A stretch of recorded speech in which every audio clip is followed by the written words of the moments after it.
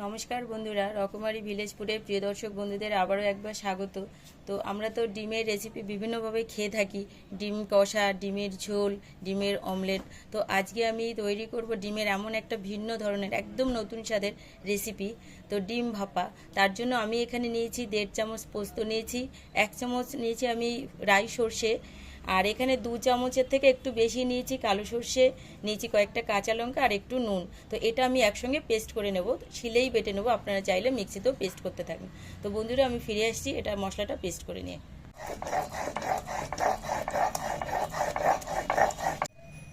তো মশলাটা আমার পেস্ট করা হয়ে গেছে, আমি পেস্ট করে নিয়ে এসেছি। এবারে আমি ডিমগুলোকে একটু ছুরি দিয়ে এইভাবে একটু কেটে কেটে মানে চিড়ে দেবো, এরকম জাস্ট ভেতরে মশলাগুলো ঢোকে তার জন্য। এখানে দিয়ে দিচ্ছি যে পেস্টটা আমি করে রেখেছিলাম, সর্ষে, পোস্ত, কাঁচা লঙ্কা, এইগুলো আমি দিয়ে দিচ্ছি। এর মধ্যে দিয়ে দিচ্ছি আমি ফাটিয়ে রেখেছি টক দই, এখানে 4 থেকে 5 চামচ টক দই হবে, এটাই আমি দিয়ে দিচ্ছি। দিয়ে দিচ্ছি পরিমাণ মতন এখানে হলুদ গুঁড়ো। যেহেতু আমি আগে নুন দিয়ে বেটেছিলাম মশলাটা, সেহেতু বুঝেই নুনটা দেবেন, আমি একটু নুন দিয়ে দিচ্ছি। দিয়ে দিচ্ছি আমি এখানে 1 থেকে 2 চামচের মতো কাঁচা সর্ষের তেল। এবার আমি ভালো করে ফাটিয়ে নেব। দিয়ে দিচ্ছি এখানে সেই মশলা ধোয়া যে জলটা আছে বাটিটা, সেই জলটা আমি দিয়ে দিচ্ছি। এবার আমার ফাটানো হয়ে গেছে, এবার আমি ডিমগুলোকে দিয়ে দেবো।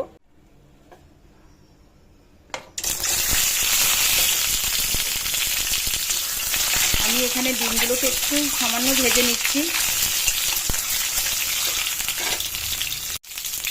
আর দিয়ে দিচ্ছি সামান্য একটু নুন। তো আমি সামান্য একটু ভেজে নিয়েছি ডিমগুলো, কারণ এতে স্বাদটা অনেক বেড়ে যাবে, দ্বিগুণ বাড়বে স্বাদ। তাই জন্য আমি এবার সামান্য একটু ভেজে নিয়েছি, বেশি না, এই যে এইভাবে এইটুকুই ভেজে নিয়েছি।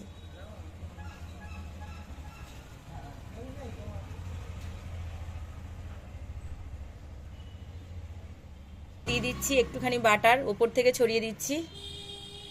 এবার আমি ঢাকনাটা দিয়ে ভালো করে আটকে নেব, আর চলে যাচ্ছি উনুনের কাছে, এটা বসিয়ে দেবো। কড়াইতে এখানে আমি জল বসিয়ে দিয়েছি, তো জলটা আপনারা বুঝেই দেবেন, কারণ আমি যখন এই টিফিন বক্সটা বসাবো তখন জলটা যেন এমনভাবে থাকে যাতে এটা যখন ফুটবে তখন আর উপরে উঠে না যায়। এই দেখুন আমি এইটুকুই ফাঁকা রেখেছি।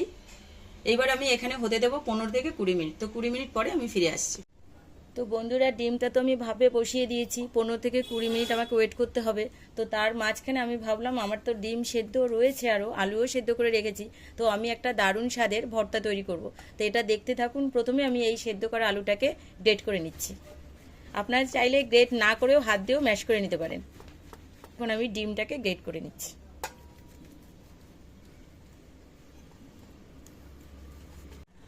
এবার আমি এর মধ্যে দিয়ে দেবো, এখানে আমি পেঁয়াজ কুচি আর রসুন কুচি একসঙ্গে ভেজে রেখে দিয়েছি, সেটাই আমি দিয়ে দিচ্ছি। দিয়ে দিচ্ছি দুটো কাঁচা লঙ্কা কুচি করে রেখে দিয়েছি, সেটাই আমি দিচ্ছি। দিচ্ছি এখানে একটুখানি ধনেপাতা কুচি করে রেখেছি, সেটিও দিয়ে দিচ্ছি। আর দিয়ে দিচ্ছি আমি এখানে 4টে শুকনো লঙ্কা, যেমন ঝাল খাবেন সেই বুঝেই ঝালটা দেবেন। পরিমাণ মতো নুন, নুনটা আমি লঙ্কার সঙ্গেই দেবো, তাতে লঙ্কাটা ভালো গুঁড়ো করা যাবে। লঙ্কাটা আমার গুঁড়ো হয়ে গেছে, এবার আমি পুরোটাকে মেখে নেব।